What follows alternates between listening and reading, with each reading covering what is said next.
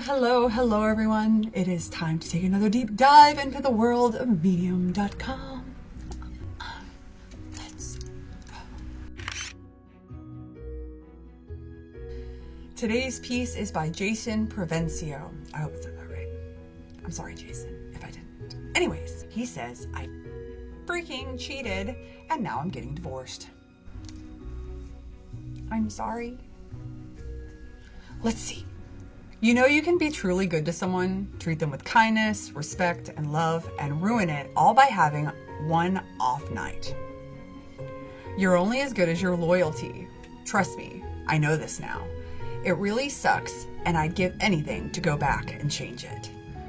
I was invited to my best bro's birthday party last night.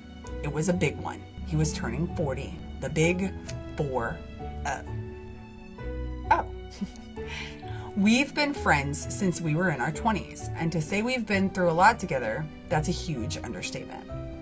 I too have a friend that I've been friends with for a very long time. I heart you, Taylor. He's been habitually single for almost the entire time I've known him.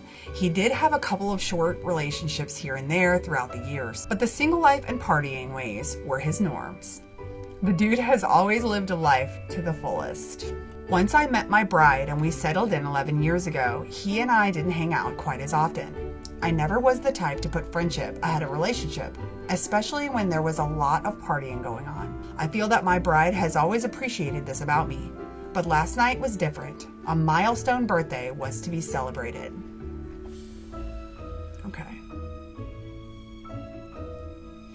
I went alone to this epic rager of a birthday party. That was mistake numero uno, I think. My bride was wall-to-wall with her work schedule, had an emergency client late to deal with, and wasn't due home until much later in the evening. She told me to go celebrate my buddy's big birthday and hug him for her. I went and things were already in full swing by the time I arrived. He was having a blast, as you'd expect for a man of the world celebrating his 40th birthday. He had a girl on his arm, then another one a few minutes later. Drinks were flowing and I did my best to catch up.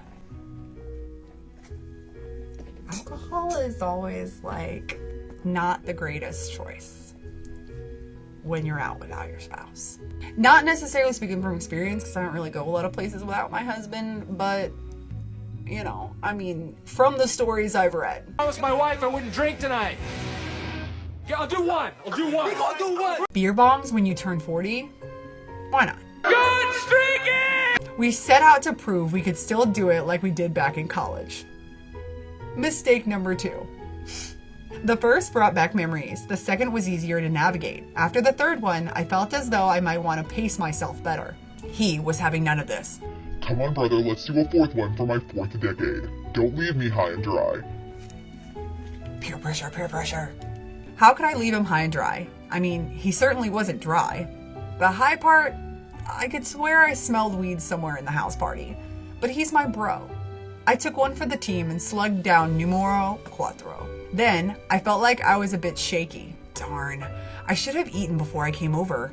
I told him I was going to run downstairs to the basement and check the score of the basketball game and take a short little break. I needed a few minutes away from the debauchery that was taking place upstairs. He was surrounded by a house full of people who were all celebrating him and his birthday. He was all good. Okay, this is mistake number 3, because you went somewhere alone during a house party, intoxicated. Let's see where it goes. I made my way downstairs without tripping over somehow and saw her sitting alone on the couch.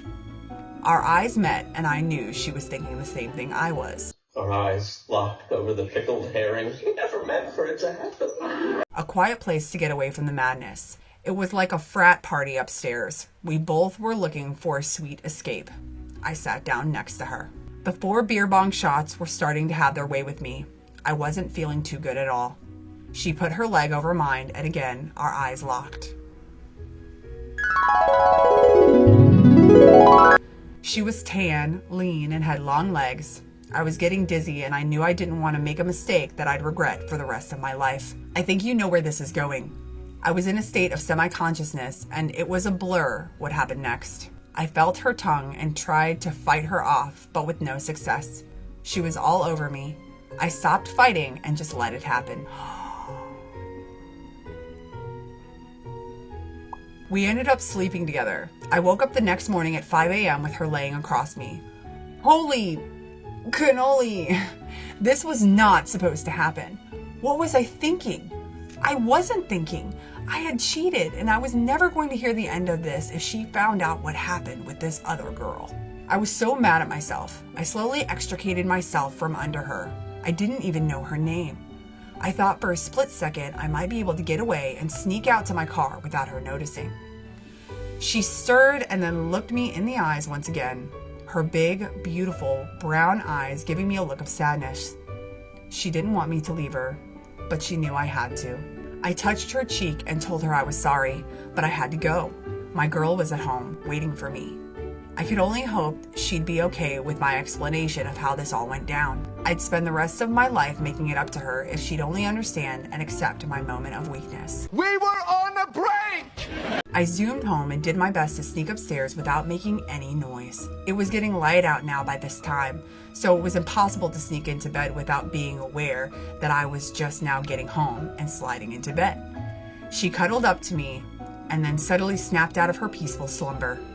She could tell. She smelled her on me. There's absolutely no way I was getting away with this. The look of betrayal told me all I needed to know. We were over. She'd never forgive me for my cheating. I'll never be able to erase the memory of that expression on her face. It will haunt me until my end. If you've ever wondered what this looks like, check the picture down below. This look says it all. We're done. We are never getting back together. We raised these kids together and you went and threw it all away from some new word I can't say on YouTube. Well, go sleep on that couch. Guys, I was with him throughout this entire piece of work, reading through the information. I understood the concept until right this very second. Look! It's a dog! It's his dog! Hold on. Oh, I'm gonna wet myself. Yep, it was a done deal. Divorce was imminent. She's officially 100% mama's girl now. Daddy done let the deal go down with another word I can't say. It must have been love, but it's over now.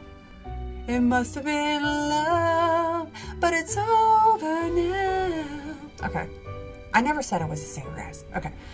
So friends, be careful about petting random dogs that aren't your own. If you choose to engage in this risky, shady behavior, be sure to wash your hands and change your clothes. Keep a hazmat suit in the trunk of your car, something so that you never receive the salty stare and scorn from your dog who feels betrayed by your cheating. I have to go now. I'm in hiding from the process server that I'm certain Libby has hunting me down with divorce papers. Perhaps I'll run over to Petco and try to find her some treats so that we can cross Betrayal Bridge back to Friendship Shore. Pray for me. I'll need it. Okay, so I love that this piece, it made me automatically believe that this was a piece about you actually cheating on your wife, right? I mean, it's what the title says, it's what the beginning sounds like, and to get to the point where I realized that you're talking about your pet, wonderful. Brava. Brava. This was great. This was wonderful. I love that. It ended up being very, very humorous, and I'm so glad that you and your spouse are still together.